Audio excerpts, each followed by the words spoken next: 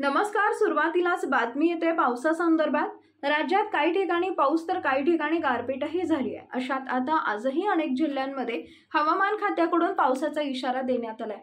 मध्य महाराष्ट्र आणि मराठवाड्यातील जिल्ह्यांमध्ये तुरळक ठिकाणी आणि विजांच्या कडकडाटासह वादळ आणि गारपीट, सोसाट्याचा वारा तसेच मुसळधार पाऊस पडण्याची शक्यता आहे।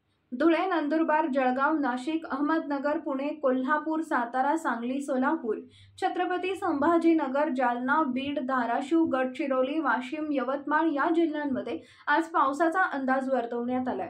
हवामान विभागाने या जिल्ह्यांमध्ये वादळी वारा आणि विजांच्या कडकडाटासह पावसाचा अंदाज वर्तवलाय।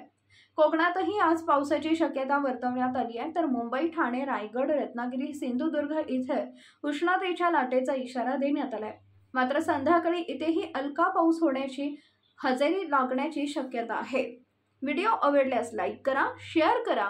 अशाच प्रकारचे नवनवीन हवामानाचे अपडेट मिळवण्यासाठी आपल्या कृषी अपडेट यूट्यूब चॅनलला सबस्क्राईब करा।